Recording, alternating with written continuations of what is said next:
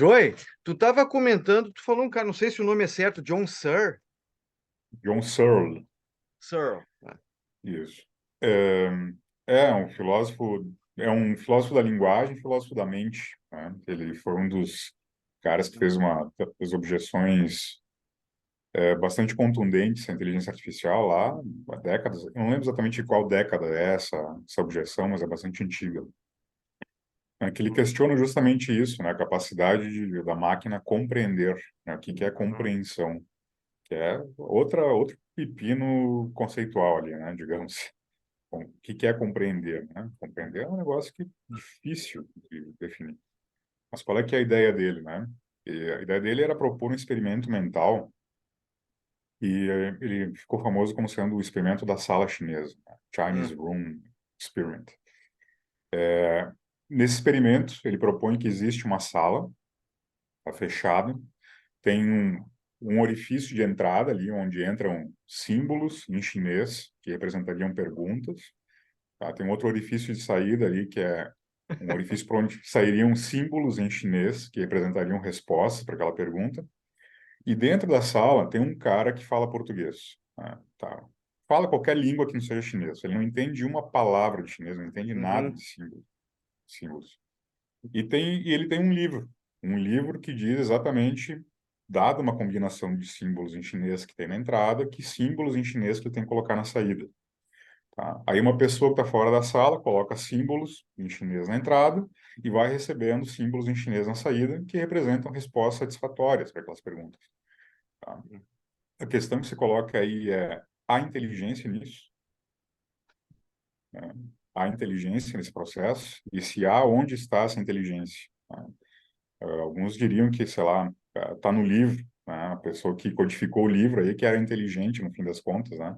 E outras pessoas diriam que, sei lá, a sala, né? Algumas pessoas, os defensores de inteligência artificial diriam que é a sala que apresenta ali uma certa inteligência, né? Era esse paradoxo, aí, esse absurdo que o Searle estava tentando colocar, né? Ele dizia que não há inteligência porque não há compreensão ali, é uma mera manipulação sintática dos símbolos.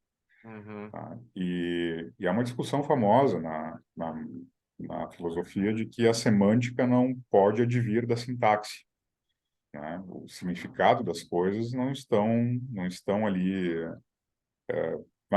na mera sintaxe, né? Dos meros símbolos e nas relações entre eles. Tá?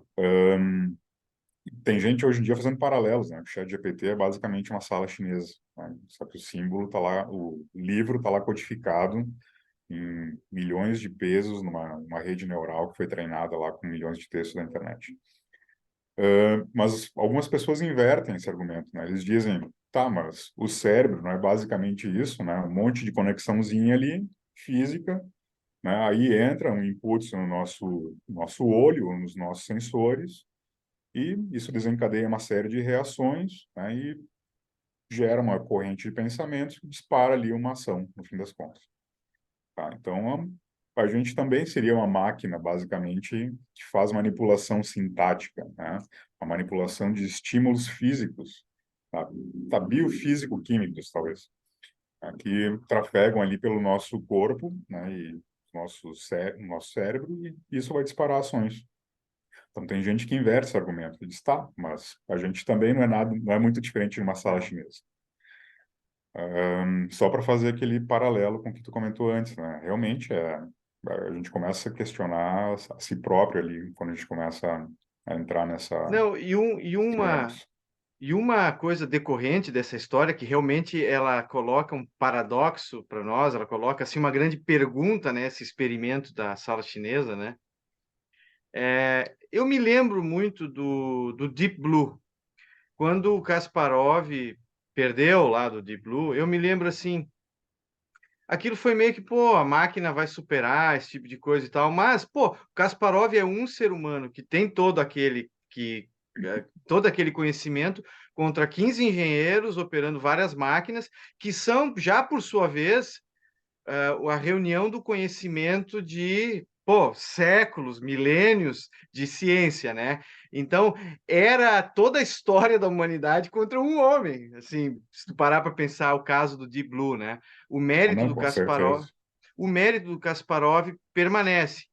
Essa questão de se ainda assim é uma consciência ou não, se o Kasparov também é, se o ser humano nesse caso seria uma máquina ainda mais sofisticada do que todas aquelas máquinas lá,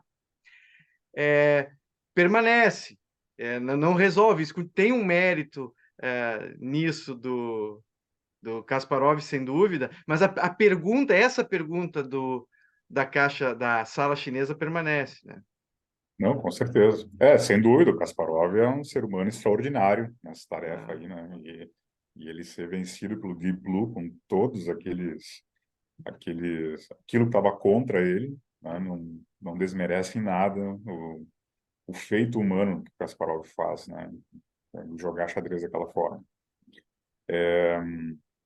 Mas sim, permanece. E eu ia falar uma outra coisa antes, que agora me fugiu da mente, mas é relacionada a isso, que é de tentar recuperar aqui da minha corrente de pensamentos.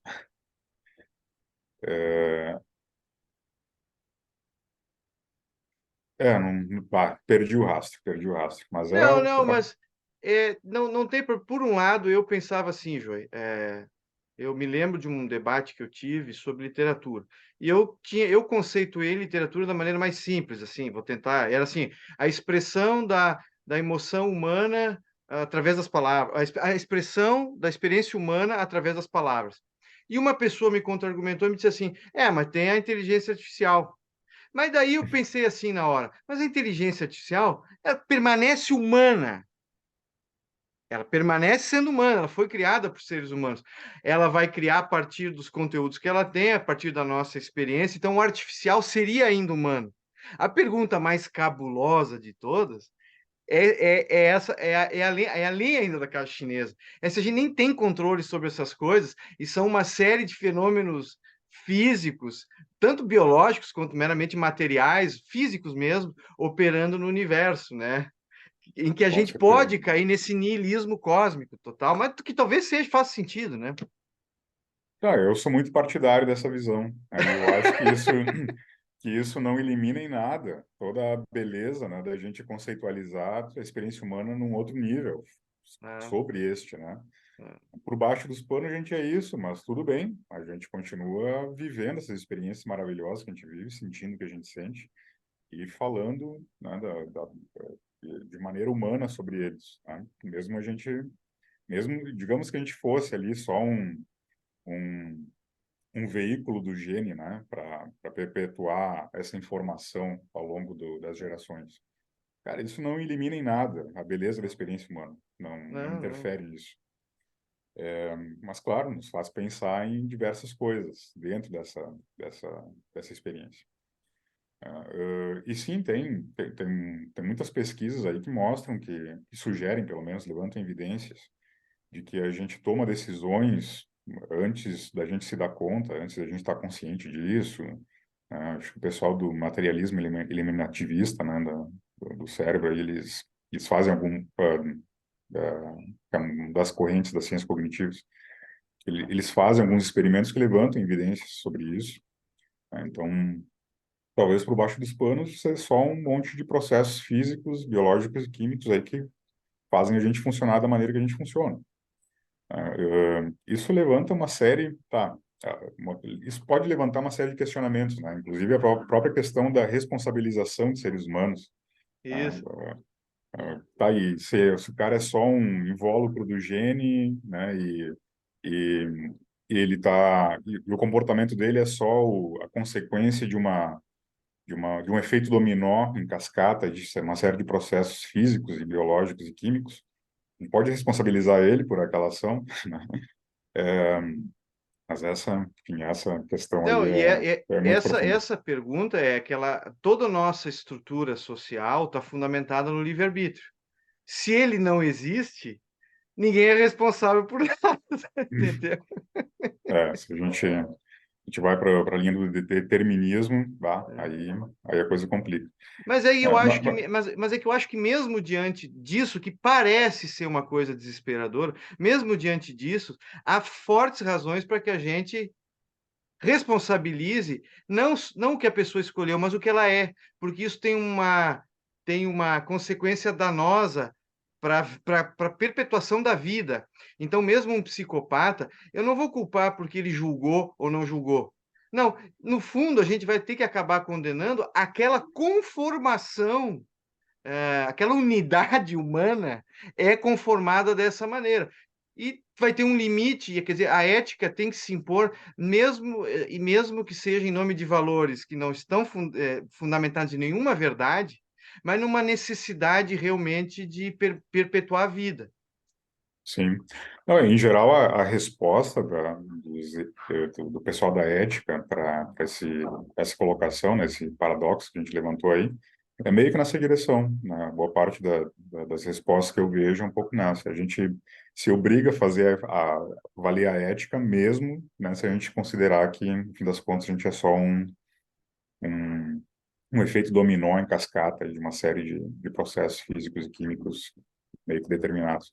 Embora determinismo não seja uma boa palavra nesse caso, porque mesmo na física, né, se a gente for lá para os fenômenos quânticos, né, sugere-se que há não determinismo lá na Sim, base da realidade, né? sim. Então não seria determinismo, mas digamos uma série de processos físicos, né? É que a palavra do determinismo parece muito estática, e na verdade não há nada estático, quer dizer, a impressão que eu tenho é que é uma dinâmica de forças operando, é óbvio que não é absolutamente previsível, mas cada força dessa tem a sua determinação. É óbvio que elas entrando em correlação, o resultado pode ser, não é previsível nesse sentido, ou não tão previsível. Sim. Eu lembrei que estava falando antes, naquela Hum, minha linha de raciocínio, né, que boa parte do que eu falo aqui assume essa visão de que possivelmente, no fim das contas, a gente seja só essa máquina biofísico-química aí que eu estava falando. Mas bom, aí tem gente que vai para o sobrenatural, né, que vai naquela linha do Descartes, né, sim, que pensa aí que tem uma alma imortal fora do corpo que é o responsável pela inteligência. Aí, o pessoal fala da teoria do rádio, né? Tem gente que diz, mas o rádio fala, o rádio tem coisa. Então é aquele hardware que é responsável por aquela fala, né? Você diz, não, isso é um absurdo. Aquele rádio é só um receptor, né, de algo externo. Então tem gente que contra-argumenta dizendo que a inteligência não tá não é resultado desse maquinário biofísico-químico, né? Claro, eu não vou por aí, né, porque eu acho uma teoria meio contraproducente, né? A gente não consegue. Eu acho que ela elimina vias de investigação, né? claro, claro. Sim, claro, porque tu pode até cair num, num, num niilismo pouco criativo. E aí, antes da gente continuar, eu quero voltar para o nosso assunto mais inteligência artificial e aí se encaminhar para o final. Mas acho que tem um aspecto otimista, que eu acho que, paradoxalmente, é o Nietzsche que dá. Porque na teoria da vontade de potência nietzschiana, na vontade de poder, ele coloca essa irrelevância cósmica que nós representamos, que o ser humano representa. Para o cosmos, tanto faz. É a matéria que se criando, se destruindo, nada se cria, tudo se transforma, né? Então, é a matéria entrando, se criando, se destruindo, é tudo físico, é tudo matéria, nós somos irrelevantes cosmicamente. Porém, cada uma dessas forças, cada um desses elementos físicos, constitutivos, animais, tudo que existe no planeta e no cosmos, no universo inteiro, também está disputando e querendo colocar a sua vida e o seu poder. Então, nós não vamos dizer assim, o universo está agindo, então foda-se, não preciso mais pensar sobre a vida e viver. Não! Eu sou irrelevante cosmicamente, sim, mas como uma força, também uma dessas forças agentes sobre o mundo. Portanto, eu imponho. E aí tu entra na teoria nietzschiana em que não, tu tem que, a vida é essa vontade de potência de qualquer ente, de qualquer elemento, de qualquer. Então, eu acho que essa teoria, a ideia nietzschiana de vontade de poder, talvez seja uma solução mais otimista. Não, eu gosto muito dela. Inclusive, eu aplicava, sempre pensei nela mesmo antes de conhecer Nietzsche lá na época, que a gente chegava nessas conversas, né, diante do cosmo, né, qual é a relevância que temos, né, e etc. Mas, cara, tudo é parte desse cosmos, é É, infindável e a gente faz valer, né? Faz valer a nossa é. existência ali dentro. Sem dúvida, sem dúvida. Joey, uma coisa que eu acompanho muito pela música, né? E assim, ó, Spotify, por exemplo, tem artistas que não existem, eles têm artistas falsos, eles têm uma sede na Suécia e tem inúmeros artistas da Suécia. Só que foram investigar, nenhum desses artistas existe. Eles são artistas falsos e entram nas playlists de música. E às vezes entram a mesma música com nomes diferentes. Mas ela tá na ambiente, tá no jazz relaxante, tá não sei o quê. Para um dono de empresa dessas é muito mais barato. Tu não paga direito nenhum para o artista, tu não paga, o músico se torna irrelevante, tu dispensa o trabalhador e tu cria um produto e para o usuário é mais barato, né?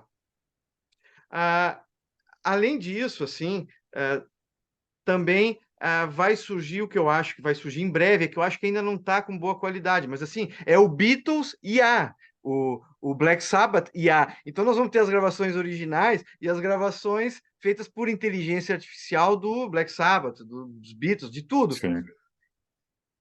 Daqui 100, se tu começa a fazer isso hoje, daqui 100 anos vai ser uma confusão do demônio, ninguém mais vai saber o que que é verdade, o que que não é. E qual é a Não, tua... tu tocou num outro ponto aí que é um debate que está acontecendo exatamente agora. Bom, já vinha acontecendo, mas agora está muito, muito acalorado. Que é meio que isso, né? Cara, a gente já está vendo uma inundação de conteúdo gerado, É. conteúdo sintético, que eu chamo, né? Conteúdo gerado por IA, ou inteligência artificiais gerativas. Estima-se, né? Há estimativas de que em poucos anos o conteúdo humano vai ser ultrapassado na internet, né? Vai ser ultrapassado pelo conteúdo sintético. E, de fato, vai ser muito difícil a gente, eventualmente, diferenciar uma coisa de outra. Tá? Mas talvez essa...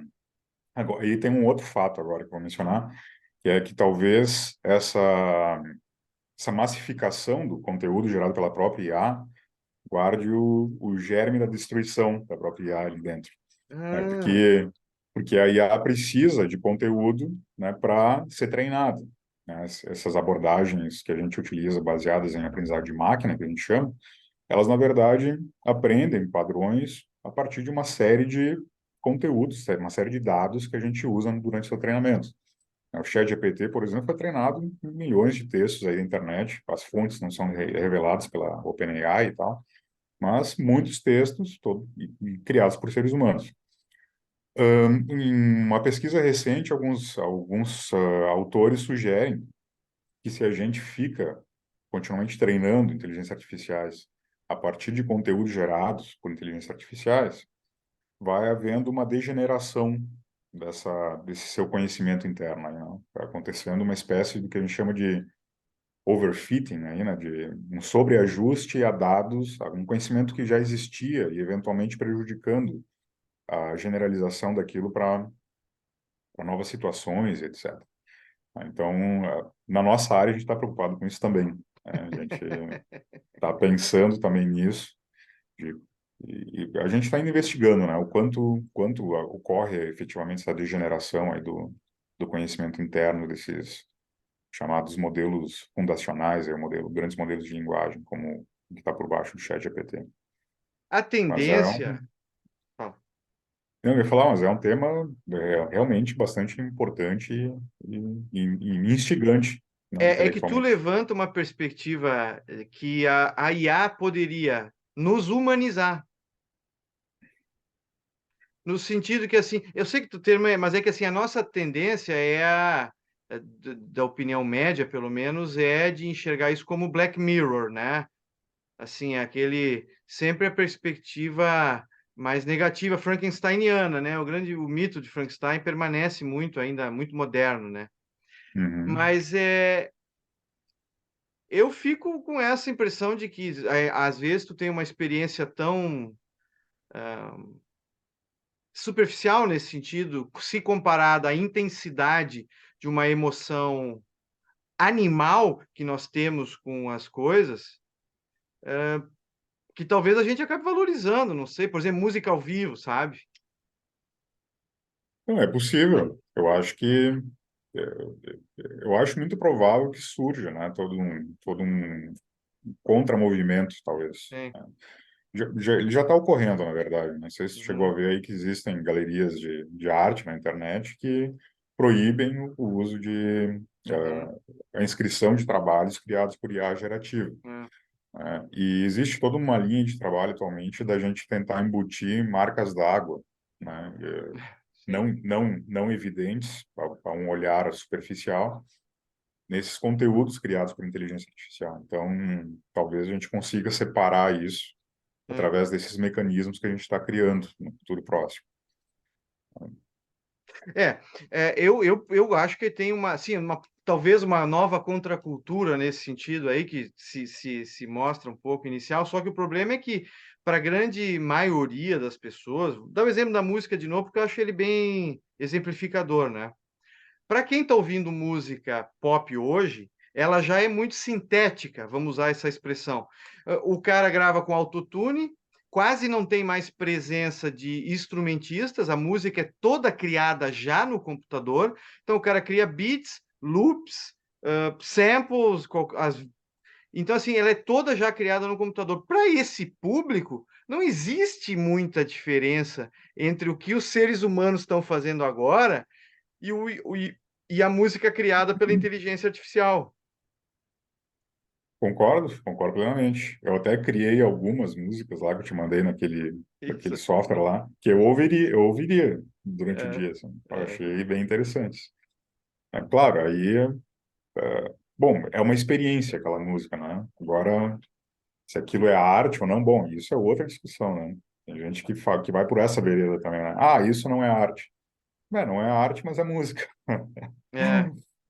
Não, é que eu acho Ou, muito mais difícil tu conseguir criar um John Coltrane, um Bach, do que recriar uma coisa. Mesmo música ambiente, que parece mais complicada, mesmo música ambiente eu acho que dá para fazer legal aí com o computador. Mas tu reproduzir o Yo-Yo Ma ou o John Coltrane solando é muito mais complicado do que tu fazer, sei lá, o pop atual, digamos, que tu tem de Anitta, Beyoncé, e aí é descendo mesmo, quer dizer, mesmo o funk, muita coisa do rap é muito direto, feito em computador. Se eu fosse esses caras, eu estaria mais preocupado, porque, porque, sei lá, um grande instrumentista, um Yo-Yo Ma, ele tá tranquilo, cara, é difícil tu reproduzir aquilo lá. ah, com certeza. A experiência que ele gera, cada execução ali, né, é única.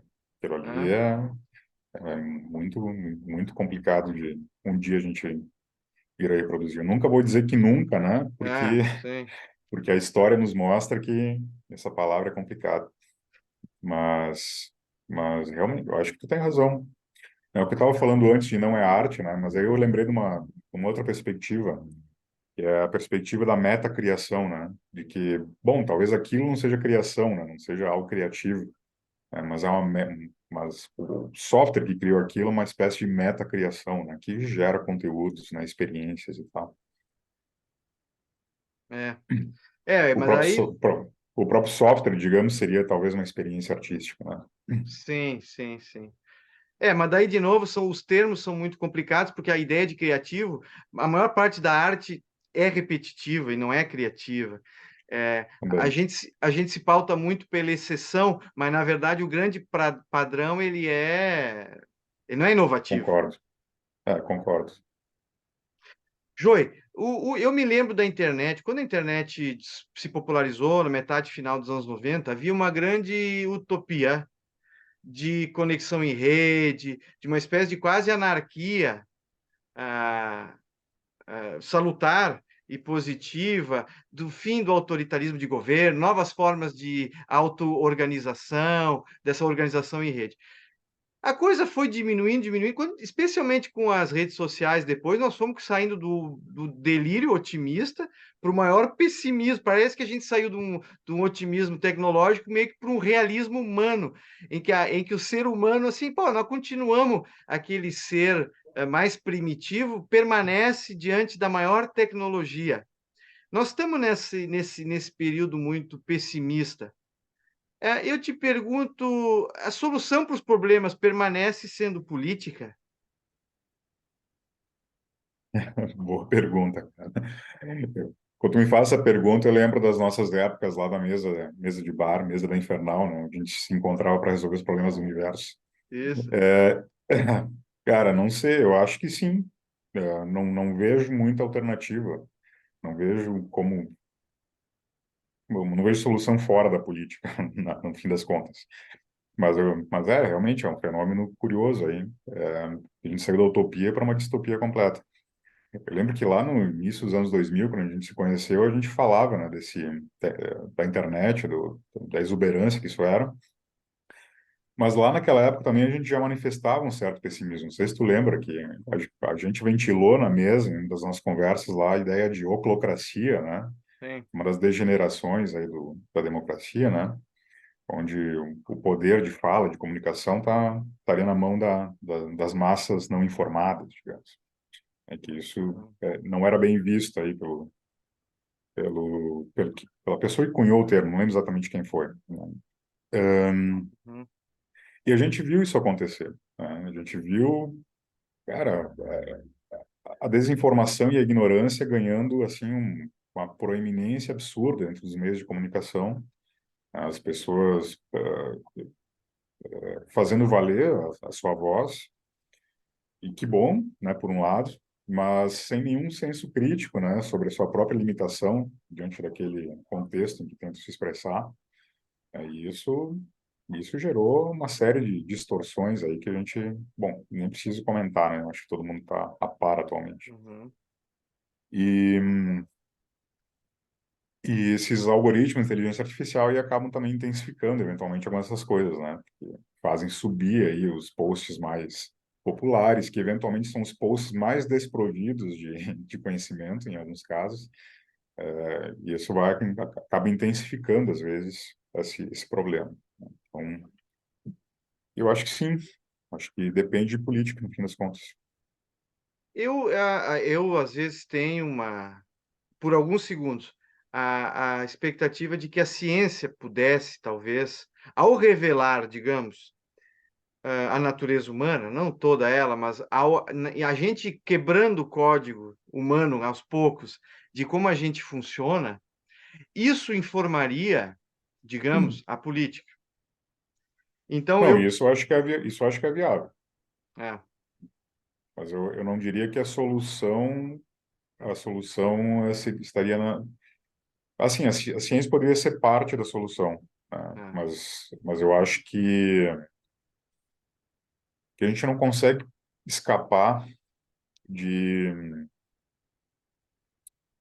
discussões de preferências, eventualmente. Às vezes o que está em jogo são preferências, né? Então, tá, a gente sabe que o melhor a longo prazo é tal coisa. Tá? Mas não, eu quero agora. O agora é uma preferência que eu tenho, né? Porque se eu não, se eu pensar a longo prazo, a pessoa que eu gosto possivelmente vai morrer. E eu não Uhum, quero deixar as pessoas morrer. Então, né, a gente acaba eventualmente colocando preferências que talvez o factual revelaria como sendo não sendo a escolha racional, sim, né? Se a gente se pautar unicamente pelo factual científico, né, talvez por uma racionalidade absoluta, digamos, a gente vai eliminar talvez essa textura emocional humana ali das decisões. E não sei se a gente gostaria de viver numa sociedade assim. sim. Talvez a longo prazo a sociedade floresceria melhor, né? Mas a que custo? A curto prazo, talvez a gente não estivesse disposto a pagar. Mas enfim, é, Não, e a não, política e mesmo a ciência, ela é criada por instituições, quer dizer, tanto a política, tanto a governo ou instituições, são feitas por pessoas, quer dizer, então esses interesses estão em jogo permanente, né? também tem um Hum, imbricamento, né, tem um entre, imbricamento, é. entre essas coisas. Joy, vamos encerrar. Eu queria te perguntar, Joy, qual foi a música a primeiro estilo de música, a primeira música que te marcou na vida, assim? Tu tem memória da infância e... Primeiro estilo de música. Cara, na minha infância eu ouvia coisa muito ruim, né? Eu ouvia coisa muito ruim, até que um belo dia eu ouvi Pink Floyd na rádio. Aí aquilo me... Cara, isso aqui é uma música diferente. E a partir daí eu descobri que existia todo um universo que não tocava na rádio que eu ouvia, Sim. né? E isso aconteceu ao longo da vida em outros momentos também, né?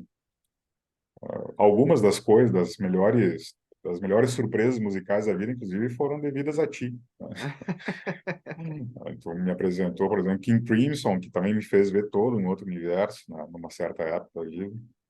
Tu perguntou para mim, tu ouve Sabá? Ouço. Mas tu já ouviu King Crimson? Putz, nunca ouvi. E aquilo foi uma experiência fascinante. E outra coisa que tu me apresentou, né, uma conversa com teclas aí, foi o Keith Jarrett, que também foi uma modificação aí de perspectiva sobre a música. Mas lá no início eu lembro claramente que, ouvindo Pink Floyd, eu disse, cara, isso aqui é um negócio que eu nunca tinha ouvido. E a partir daí comecei a me interessar por outras coisas, né? Lembro que na rádio que tocava lá, no mercado dos meus pais e tal, era basicamente pop e tocavam umas coisas eletrônicas, né? Aquelas Eurodance lá dos anos 90, Eu lembro. aquelas coisas horríveis. E aí um dia eu ouvi Pink Floyd, putz, isso aqui é outra coisa. E na adolescência? Na adolescência aí eu foi a descoberta do Sabá mesmo, né? Que aí eu comecei eu tava numa onda aí de gostar dessa atmosfera, né? Aham. E o Sabá tem essa pegada sombria, aqueles riffs profundos, né? Eu gostava É. bastante daquilo. E aí uma série de outras coisas veio nessa corrente aí do Sabá depois. E depois disso aí foi o jazz mesmo. Foi mais em contato com os amigos aí do nosso grupo que eu fui me interessando mais por jazz, que antes para mim eu tinha a perspectiva de que jazz é aquelas músicas de elevador chata pra caramba, não. Sim, sim, sim. Cara, não, jazz é outra coisa, tipo, eu não tava entendendo isso aqui. Mas minha história musical é meio por aí. E tu escuta música hoje em dia, Joia, assim, com frequência? Como é que tu escuta música hoje? Cara, escuto bastante, mas cada vez menos ritualizada, como eu fazia no passado, né? Eu sei que, por exemplo, vocês aí no Tu, Pico, Teclas, aí tem o ritual do vinil e tal, que eu acho muito bonito, mas na minha vida eu não consigo encaixar esse ritual mais. Sim, Então eu ouço muito música via streaming, me rendia ao sim. streaming, Não, eu apesar de ter esse monte de CD aqui em cima. aham. Eu ouço muito música via streaming e tenho ouvido cada vez menos álbuns completos. O pessoal Ah, sim. fica de cara comigo que faço minhas coletâneas aí. Mas, cara, eu, enfim, minha maneira de ouvir músicas atualmente está um pouco nessa direção, né? Embora, claro, tem álbuns que eu ouço do início ao fim. Mas, por exemplo, assim, o que que tu escolhe para ouvir? É variado? Cara, é bem variado. Eu tenho uma playlist aí chamada Pra Pegar a Estrada, que tem de tudo, cara. Tem Neil Young, tem Pink Floyd, tem King Crimson, tem coisas dos anos 80 lá, que eu sei que tu não é muito fã, né? Ah, Uns mudei, lá eu que teve. mudei, eu mudei. Mas tem um pouco de tudo nessa playlist de pegar a estrada, que é o tipo de coisa que eu ouço, por exemplo, quando estou pegando a estrada e gosto de ouvir aquilo, ter aquela sensação e tal. Então, tenho algumas playlists, assim, que eu montei para situações diversas, e tem vezes que eu simplesmente, quero ouvir o disco de tal disco lá, e aí entro no streaming e ouço aquilo. Então, ou no YouTube, deixo rodando na TV aqui, no E qual YouTube. foi o show da vida, Joel? Cara, Até show agora, da né? vida. Show da vida, né? Putz, aí é difícil.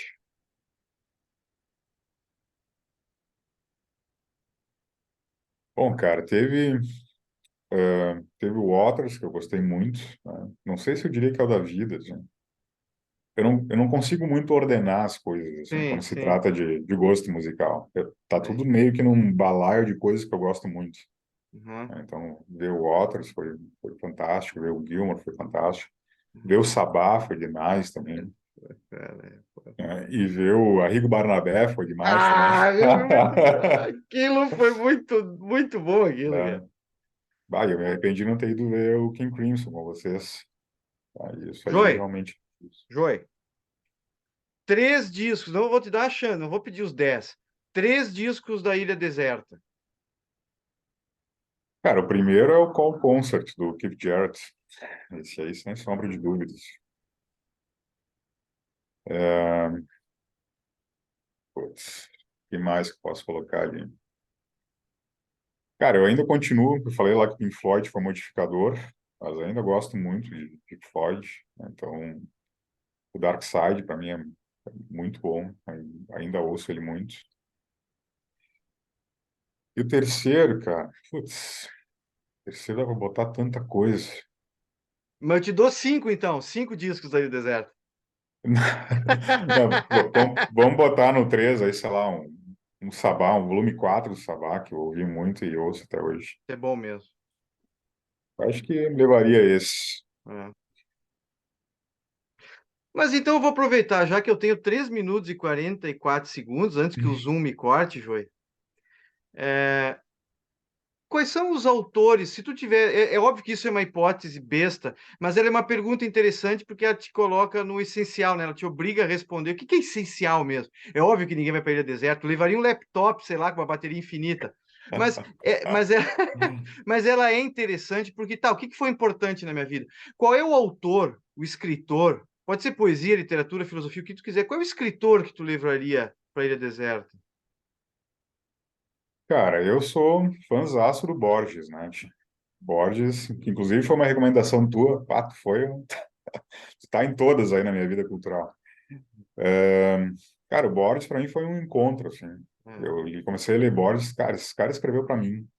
é, E, e no- ele é o mais tocante, não sei, mas ele é o que faz mover umas engrenagens ali dentro que me dão muito prazer, assim. E o Fernando Pessoa é um cara que aí na poesia também faz a mesma coisa, né? Só que por outros meios. E aí tem uma carga emocional, digamos, né? O que o Borges não tem em termos dessa emoção, no Fernando Pessoa eu encontro. Eu acho que esses dois caras, para mim, são muito representativos, assim, do meu universo literário, assim, de modo geral. Ah, que legal. Maravilha. E tu sabe que o Borges realmente, ele me parece o escritor que eu fico olhando, lendo coisas, ele está sempre sendo citado por, não é assim, por escritores, cientistas, filósofos. O Borges parece ter captado muito simbolicamente uma série de fenômenos que estão na ciência hoje, que estão na, digamos, nas aporias até da filosofia, que permanecem muito complicadas hoje, né? Não, com certeza. Eu vejo o combustível para pensamento ali dentro, né? Porque É, ele flerta com a filosofia de uma maneira indireta ali em vários dos contos dele. é, Bah, os símbolos que ele traz, né? Do labirinto, do infinito, essas isso. coisas estão muito É, presentes, né?